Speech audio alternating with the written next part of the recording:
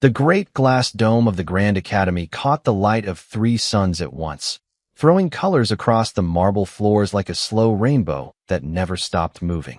Students from a dozen worlds walked beneath that light every day, and most of them barely noticed it anymore. Wonder became normal when you lived inside it long enough. The Academy sat at the center of a small moon that had been hollowed out and rebuilt over 500 years. It was not a school in the small sense of the word. It was the place where the smartest young minds of the galaxy came to prove themselves, to be shaped into scientists, thinkers, and leaders who would one day guide entire star systems. Getting in was hard. Staying in was harder. And graduating with honors from the Advanced Cognition program was something only a handful of students managed each generation. Daniel Reyes did not come from a world known for its brilliance. Humans had only joined the wider galactic community a few decades ago, and many of the older species still saw them as new arrivals, barely past their own growing pains. Some aliens were polite about this. Others were not. Daniel had learned to let most of it slide off him like rain on a window. He sat near the back of the lecture hall, a large circular room built to hold students of many different shapes and sizes. Some of his classmates had 4 arms. Some had skin that shimmered when they were nervous. One had no visible eyes at all, but somehow always knew when someone was staring at her. Daniel found all of it fascinating rather than strange. He had grown up reading about the stars, and now he sat among people who came from them. Around him, the other students talked in quiet, confident voices about the exam that was coming. It was not just any exam. It was the final question, a single problem given at the end of every advanced course, one that had a strange kind of fame across the entire academy. In 500 years, no student, from any species, had ever solved it in the time given. Some had come close. Most had failed completely. A few had walked out of the room in tears. "It is simply a matter of preparation," said a tall student with pale blue skin, adjusting the data pad strapped to his wrist. "My people have studied every known version of the question. We will not fail where others failed." Another student, small and quick in her movements, laughed softly. "Everyone says that before the exam. Then they walk out looking like they saw a ghost." Daniel listened without joining in. He had heard about the final question since his first week at the academy. Older students spoke of it the way sailors once spoke of storms at sea, with a mix of respect and fear. Nobody knew exactly what made it so difficult. It was not a simple math problem or a memory test. It was something else, something that seemed to break the usual rules of thinking that most students had been trained to follow their whole lives. At the front of the room, the doors slid open with a soft hiss, and the class fell silent almost at once. Director Ilvos walked in, moving slowly, the way old and important people often do, as if time itself had learned to wait for them. Ilvos was one of the oldest teachers at the academy, a member of a species that lived for centuries and had seen more history than most planets could remember. Rumors said Ilvos had personally written parts of the academy's curriculum long before most of the students in the room had been born. "Tomorrow," Ilvos said, in a voice that was calm but carried easily to every corner of the hall, "you will face the final question. I will not tell you what it is. I will not tell you how to prepare. I will only tell you this. In 500 years, this question has never been answered within the time given. Many have tried. All have failed." A ripple of nervous energy moved through the room. Daniel noticed the confident blue-skinned student sit up a little straighter, as if accepting a challenge meant just for him. "Do not come to me afterward asking why you failed," Ilvos continued. "The question does not care about your intelligence, your species, or your reputation. It asks something simple, and yet almost no mind has ever answered it in time." The class ended soon after, but the mood in the hallways stayed heavy the rest of the day. Small groups of students gathered outside classrooms, trading theories about what the question might involve. Some believed it was a trick of language. Others thought it tested memory across impossible amounts of information.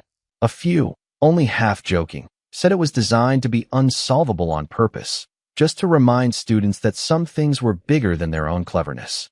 Daniel walked back to his room alone, passing under the great dome again as the 3 suns began to set together, turning the sky outside into layers of orange and violet. He thought about the exam, not with fear exactly, but with a quiet kind of curiosity. He did not know what the final question would ask. He only knew that tomorrow, for the first time since arriving at the academy, every student in his class would be tested by the exact same problem at the exact same time, with nowhere to hide behind species or reputation. That night, while many of his classmates studied deep into the dark hours, running through old data and complex training programs, Daniel did something simpler.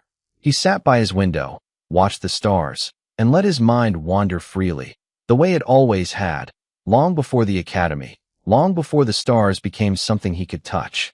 Tomorrow would tell whether that simple habit meant anything at all. The exam hall was colder than usual the next morning, or maybe it only felt that way because of the silence. Rows of seats curved around a raised platform where Director Ilvos stood, arms folded behind a long robe that shifted color slightly with every movement. No screens glowed. No data pads buzzed. Every device had been collected at the door, leaving each student with nothing but their own mind and a single blank writing pad. Daniel sat near the middle of the room this time, not by choice, but because the seats had been assigned by an old system nobody understood anymore. To his left sat the pale blue-skinned student named Vorin, who had spent half the night, according to rumors, running simulations of every past exam question he could find. To his right sat a quiet student whose species communicated partly through soft clicking sounds, calm on the outside, but tapping one clawed finger against the desk in a slow, steady rhythm that betrayed her nerves. Ilvos raised a hand, and the room fell into complete silence. "You each have 10 minutes, Ilvos said. "The question will appear on your pad the moment I finish speaking. You may not speak to each other. You may not leave the room. When your time ends, your answer ends with it, finished or not." A soft chime rang through the hall, and words appeared on every pad at once. The question itself looked deceptively short. Daniel read it twice before letting it settle in his mind. It described a situation where a group of travelers had limited resources, an unknown threat approaching from an unknown direction, and no way to gather more information before a decision had to be made. The question did not ask for a single fixed answer. It asked what the travelers should do, and why, using only the information given, none of which was complete. Around the room, expressions began to change almost immediately. Vorin's easy confidence from the day before disappeared within the first minute. His eyes moved rapidly across the pad, and his hand hovered over the writing surface without touching it, as if searching for the exact correct formula before daring to commit to anything. A tall student near the front, known for winning nearly every academic competition in his home system, began writing quickly, filling line after line with dense equations and probability models. He seemed to believe that enough calculation could force the question into giving up a clean, certain answer. Halfway through, he stopped, stared at what he had written, then started over from the beginning, his jaw tightening. Minutes passed. The soft clicking sound to Daniel's right grew faster, more uneven. The student beside him tried 3 different opening lines, crossing out each one before finishing a full sentence. Daniel understood, watching them, exactly what made the question so difficult for many of them. Most of his classmates had been trained their entire lives to search for the one correct, provable answer. Their cultures and their studies rewarded precision, certainty, clean logic that could be checked and proven true. But this question offered no such comfort. It was built entirely around missing pieces, around uncertainty that could never be fully solved, only managed. Vorin finally began writing, his pen moving in short, sharp strokes. He filled his pad with careful reasoning about resource distribution and threat probability, building an answer that was technically impressive, full of structure and logic. But even as he wrote, Daniel could see the tension in his shoulders, the small pauses where he clearly doubted his own conclusions. The tall student in front gave up on his equations entirely with 2 minutes remaining and began writing a short, simple answer instead, panic pushing him toward the very approach he had avoided at the start. It was too late for that shift to feel confident. His handwriting grew messier line by line.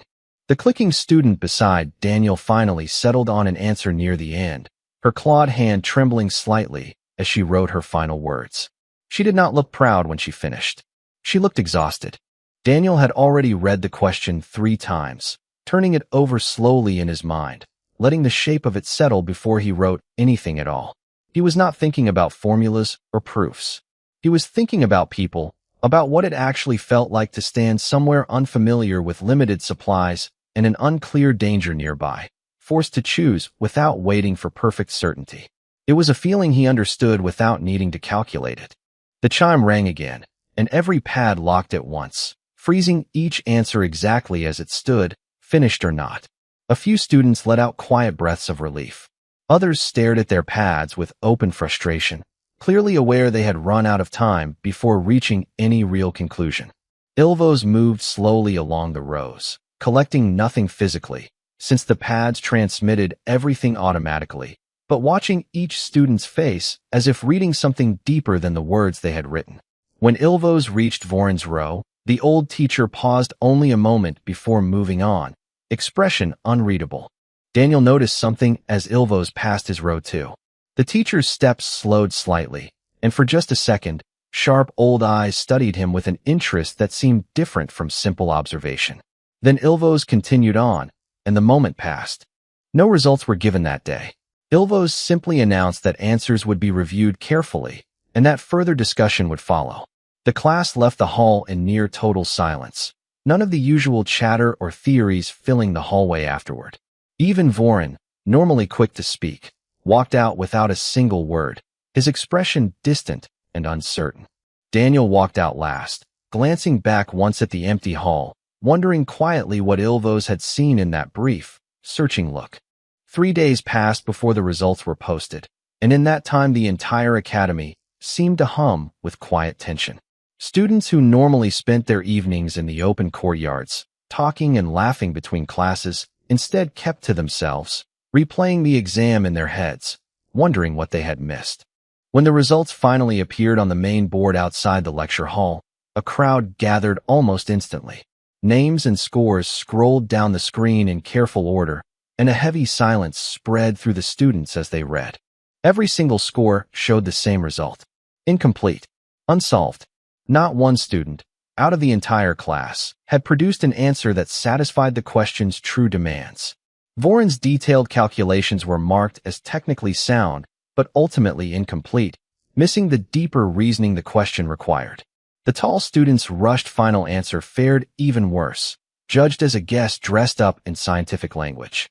Even the quiet clicking student, whose answer had shown real thoughtfulness, fell short in ways the scoring system explained in dense, technical notes that few students fully understood. It was, in a strange way, exactly what everyone had expected. 500 years of failure was not broken by a single class.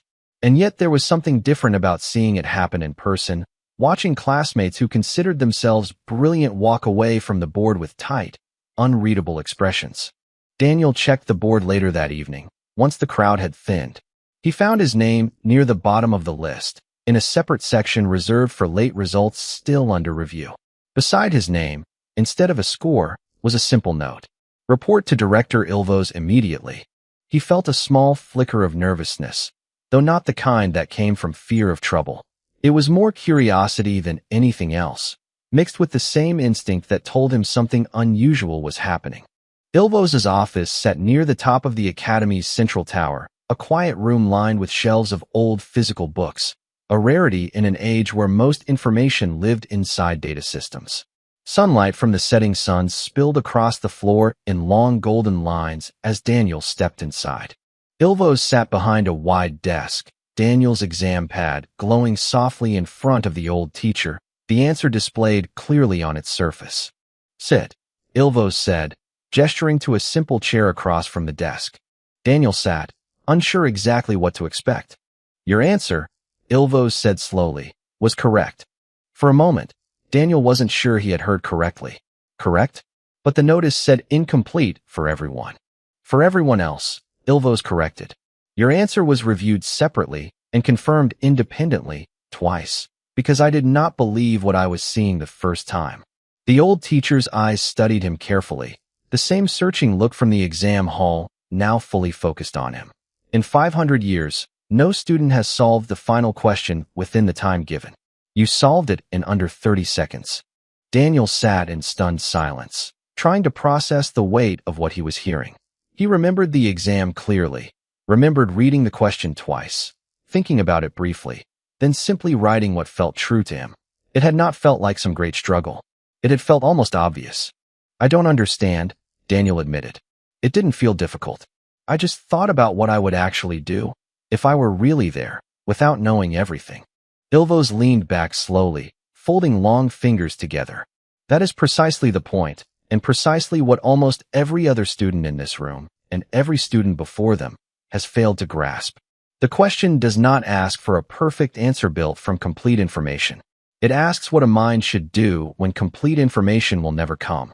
Most species arrive at this academy, trained from childhood to seek certainty, to calculate until doubt disappears. When doubt cannot be removed, many of them freeze, or force an answer that is not truly theirs, built instead from formulas that were never meant to carry that kind of weight. Daniel thought back to Voron's tense shoulders, to the tall student's rushed and messy final lines, to the clicking student's exhausted expression after finishing. He understood now what he had been watching without fully realizing it. You did none of that, Ilvos continued. You accepted uncertainty as a normal part of the problem, rather than an obstacle to be erased. You reasoned through it directly, using judgment rather than searching for a formula that does not exist. This is not a flaw in your species, Daniel Reyes. It appears, from what I am seeing, to be closer to a strength, one your people may not even fully recognize in yourselves. Daniel sat with that thought for a long moment, unsure how to respond. He had never thought of himself as unusually gifted. He had simply answered the way it made sense to answer, the way, he realized now, humans had likely been forced to answer difficult questions for their entire history, long before calculations and data systems existed to lean on.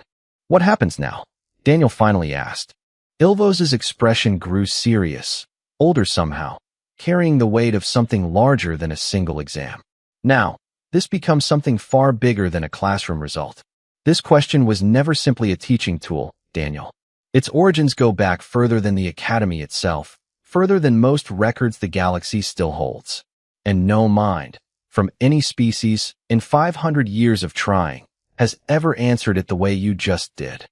Outside the window, the last light of the suns faded slowly into the deep colors of evening, and Daniel understood, sitting in that quiet office, that his life at the Academy had just changed in a way he could not yet fully measure.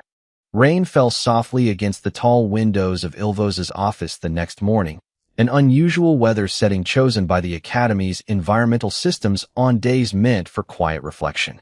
Daniel had been asked to return, this time joined by two other senior teachers he did not recognize, both older members of long-lived species who studied him with the same careful curiosity Ilvos had shown the day before. I promised you an explanation, Ilvos said, once the introductions were finished. It is time you understood exactly what the final question truly is. A soft light activated above the desk, projecting a simple image into the air. It showed a symbol, old and worn, carved into stone that no longer existed anywhere in the galaxy except in historical records. The symbol was simple, 3 curved lines meeting at a single point, yet something about it felt deliberate, almost alive. Long before the Academy existed, Ilvos continued, long before most of the species you study beside today had left their home worlds, an ancient civilization moved through this part of the galaxy. We do not know what they called themselves. Records refer to them only as the Precursors, a name given by later scholars who found fragments of their work scattered across dozens of worlds. The image shifted, showing ruins across different planets, structures built with technology far beyond anything currently understood, half buried under centuries of dust and growth. They left very little behind, Ilvos said, but what they did leave was carefully chosen. Among their remaining works, scholars discovered a single recurring pattern, a type of test embedded within ancient teaching structures, repeated across many different sites, always structured the same way. A single question, requiring judgment under permanent uncertainty, with no possible way to calculate a perfect answer. Daniel listened closely, beginning to understand why the question had felt so different from anything else in his studies. When our ancestors first discovered this pattern, one of the other teachers added, a broad-shouldered scholar with deep gray skin, they believed it was simply an old philosophical exercise. It was only much later, after centuries of testing, that scholars began to suspect its true purpose. The precursors, it seems, were not testing knowledge. They were testing a particular kind of mind. A mind capable of acting wisely without complete information, Ilvos said. A mind that does not collapse when certainty is impossible to reach. Daniel's thoughts drifted back to the exam hall, to Voron's frozen hesitation, to the tall student's collapsing confidence, to every version of panic he had watched unfold around him. He began to see the shape of something much larger than a simple school test. For 500 years, Ilvos continued, the Academy has used a modified version of this question as its final exam, believing that whichever mind first solved it properly would represent something meaningful, not just for that individual student, but for their entire species. Many believed this day would never come. Some scholars quietly began to suspect the question itself might be unsolvable within any reasonable time limit, a flaw carried forward from technology or thinking we no longer fully understand. And now, Daniel asked quietly. Now, Ilvos said, we understand it was never a flaw. It was simply waiting. The gray-skinned scholar leaned forward slightly. Your species is young, Daniel Reyes, by the standards of most worlds represented here. Humanity has only recently joined the wider galactic community, and many, myself included at times, viewed your people as inexperienced, still learning basic lessons that older species mastered long ago. Daniel felt a familiar tension at those words, though the scholar's tone held no real insult, only honest reflection. But history rarely unfolds the way expectation predicts, the scholar continued. Your species evolved under conditions many older civilizations left behind long ago. Constant unpredictability, limited resources, threats that could not always be measured or fully understood before a decision had to be made. Where other species built their intelligence around control and certainty, your history seems to have shaped something different. An intelligence built around adaptation itself. Ilvos nodded slowly. It is, perhaps, why no other species has solved this question in 500 years, and why you solved it in under 30 seconds without visible struggle. It was not simply talent, Daniel. It may be closer to instinct, something built deep into how your people think, shaped by circumstances few of us fully appreciated until now. The room fell quiet for a long moment, rain still tapping softly against the windows outside. This cannot remain a private matter, Ilvos finally said. The Academy's leadership has already been informed. Given the origins of this question and its connection to precursor history, this result will draw attention far beyond these walls, from scholars, from officials, likely from entire governments curious about what this means. Daniel felt a small knot form in his stomach. I didn't do this to prove anything about my species. I just answered the question. That, Ilvos said, with something close to a faint smile, is very likely part of why you succeeded where others could not. You were not trying to prove anything at all. You were simply thinking, the way your people have always been forced to think, without the luxury of waiting for perfect certainty. Daniel sat with that thought as the meeting slowly wound to a close, aware that something had shifted, not only in how the Academy saw him, but potentially in how it saw humanity as a whole. He did not yet know how far that shift would travel, or how quickly, but the quiet weight in Ilvos's voice told him it would not stay contained within these walls for long. Word travels differently across a galaxy connected by instant communication than it ever did on a single world. Within a week, what had happened inside a single classroom on a small hollowed-out moon had reached the desks of scholars, officials, and military advisors across a dozen star systems. Daniel first noticed the change in small ways. Classmates who once barely acknowledged him began greeting him by name in the hallways. Voron, who had avoided eye contact for days after the exam results were posted, approached him quietly one afternoon, not with resentment as Daniel had half expected, but with genuine curiosity. I have run the question through every method I know, Voron admitted, sitting across from him in the courtyard, and I still do not fully understand how you reached your answer so quickly. My people are taught to trust calculation above all else. It has always served us well, until now. Daniel considered his words carefully before answering. I don't think I did anything special. I just didn't wait for certainty that wasn't going to come. Sometimes there isn't a perfect answer. You just choose the best one you can with what you have. Voron studied him for a long moment, something shifting behind his pale blue eyes. Perhaps that is more special than you realize. Not every reaction across the galaxy was as calm or thoughtful. Within 2 weeks, Daniel was asked to attend a private meeting far outside the Academy, arranged quietly by officials from the wider Galactic Council. Ilvos accompanied him, along with the gray-skinned scholar from their earlier meeting, both offering quiet reassurance during the short transport journey to a neutral station built specifically for delicate diplomatic discussions. The room they entered was formal, filled with representatives from several major species, each watching Daniel with expressions ranging from open curiosity to something closer to guarded suspicion. A tall, sharp-featured official spoke first, his tone polite but pointed. "We are told a human student solved a problem no other species has solved in 5 centuries, he said. "Some among us find this remarkable. Others find it concerning." "Concerning in what sense?" Ilvos asked calmly. "An intelligence capable of acting decisively under uncertainty," the official continued, "is not only useful in academic exams. It is precisely the kind of intelligence valued in conflict, in strategy, in situations where hesitation costs lives. If humanity possesses this trait more naturally than the rest of us, some governments will view that as an advantage. Others may view it as a threat." The room grew tense at those words. Daniel remained quiet, choosing his moment carefully rather than reacting immediately. "I understand why that sounds concerning," Daniel finally said, his voice steady despite the weight of the room's attention. "But I don't think this is about one species being better than another. It's just different. My people grew up needing to make hard choices without waiting for perfect information, because waiting often wasn't an option. That doesn't make us dangerous. It just means we're comfortable with something that makes a lot of other species uncomfortable." A quieter voice spoke from further down the table, an older representative with soft golden markings across her face.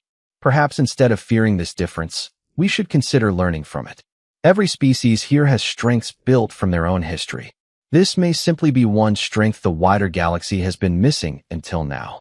The meeting continued for some time, moving between debate, careful diplomacy, and cautious curiosity. By the end, no immediate decisions were made. No policies changed overnight, but something subtle had shifted in the room, a quiet acknowledgement that humanity, once dismissed as young and inexperienced, had just demonstrated something no other species had managed in 500 years. In the weeks that followed, Daniel found himself invited to smaller, more thoughtful gatherings, scholars from different worlds asking for his perspective on old, unresolved problems, questions that had frustrated their finest minds for generations. He did not always have answers. Often he simply offered a different way of looking at the problem, a willingness to act without full certainty that many of them found genuinely useful, even when it did not immediately solve everything. Back at the Academy, the shift was quieter but just as real. Students who once saw humans as newcomers still learning basic lessons now watched Daniel with a mixture of respect and quiet reassessment. He remained the same person, still preferring simple conversations over grand attention, still more comfortable studying quietly by his window than standing in front of crowds. One evening, as the 3 suns set together in their familiar slow blend of colors, Daniel sat with Vorin and the quiet clicking student from the exam hall, whose name he had since learned was Sarah. They talked, not about galactic politics or ancient precursor mysteries, but simply about their studies, their homes, small ordinary things that made the enormous weight of recent events feel a little lighter. "You know," Sarah said at one point, her clawed fingers relaxed now instead of tense. "Before the exam, I always assumed intelligence meant having the right answer ready before anyone else. Watching you that day, I think I finally understood it might mean something else entirely." Daniel smiled slightly, watching the colors fade slowly into evening. "Maybe it just means knowing how to keep moving, even when you don't have all the answers yet." Neither of them realized, in that quiet moment, just how far that simple idea would soon travel beyond the walls of the Academy. Seasons changed slowly at the Academy, marked less by weather, since the environmental systems controlled that carefully, and more by the shifting classes of students moving through its halls each year. By the time the next group of first-year students arrived, nearly a full cycle had passed since the day the final question had been solved for the first time in 500 years. Daniel walked through the same courtyard he had crossed as a nervous new student not long ago, though very little about how he moved through the academy now resembled that early uncertainty. He was still quiet by nature, still more comfortable listening than speaking in large groups. But the way others responded to him had changed in ways he was still adjusting to. The advanced cognition course itself had changed as well. Where the final question had once stood alone as a single, mysterious final exam, it now sat at the center of an entirely redesigned curriculum. Director Ilvos, along with several senior scholars, had spent the past year studying Daniel's original answer carefully, breaking down not just the conclusion he had reached, but the entire way of thinking that had led him there. "We were teaching certainty for 500 years," Ilvos explained one afternoon, standing before a new class of students in the same lecture hall where Daniel had once sat nervously waiting for his own turn. "We rewarded students for eliminating doubt, for calculating until no uncertainty remained. What we failed to teach, until recently, was how to think clearly when uncertainty cannot be removed at all." Daniel stood quietly near the front of the room, invited to help demonstrate the newly designed lessons, something he still found slightly strange given how ordinary the moment had felt to him when it first happened. "Intelligence," Ilvos continued, addressing the new students, "is not only the ability to find perfect answers. It is also the ability to act wisely when perfect answers do not exist.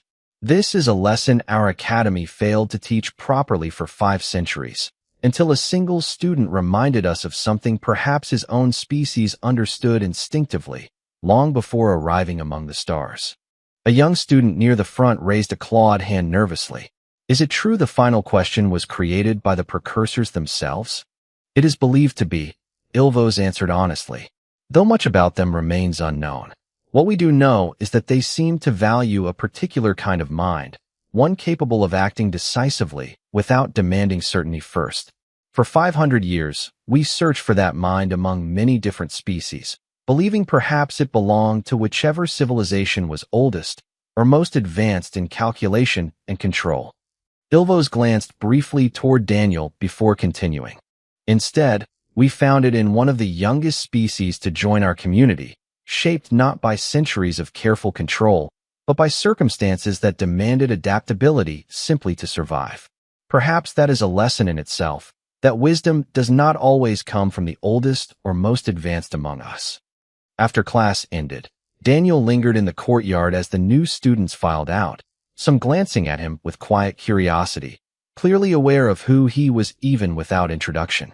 He no longer felt the same discomfort he once did under that kind of attention.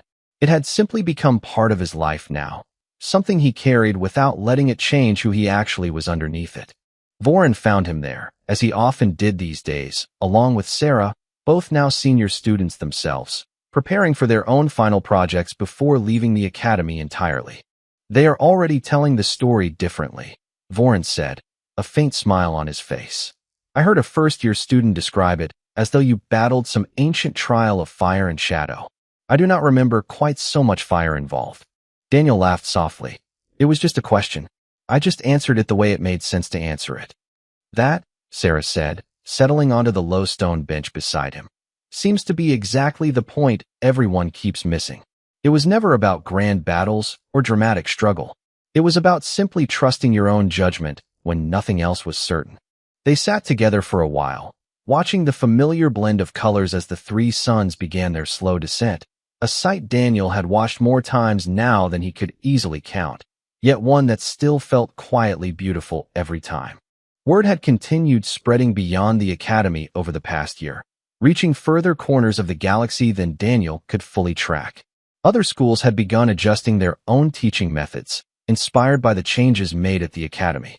Diplomatic circles, once uncertain how to view humanity's growing reputation, had slowly shifted toward curiosity and cautious partnership rather than suspicion, though Daniel understood that some quiet wariness would likely remain among certain groups for a long time yet.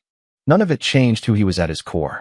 He still preferred simple mornings by his window, still found more comfort in quiet thought than public attention, still answered honestly rather than trying to sound impressive whenever scholars or officials asked for his opinion on some new unsolved problem. As the suns finally dipped below the horizon, painting the sky in its familiar fading colors, Daniel thought back to that first exam. to the version of himself who had simply read a strange question twice, thought about what felt true, and written it down without waiting for a certainty that was never going to arrive. He hadn't set out to change how an entire galaxy viewed his species. He had only answered a question honestly. Sometimes he was beginning to understand. That was enough to change everything.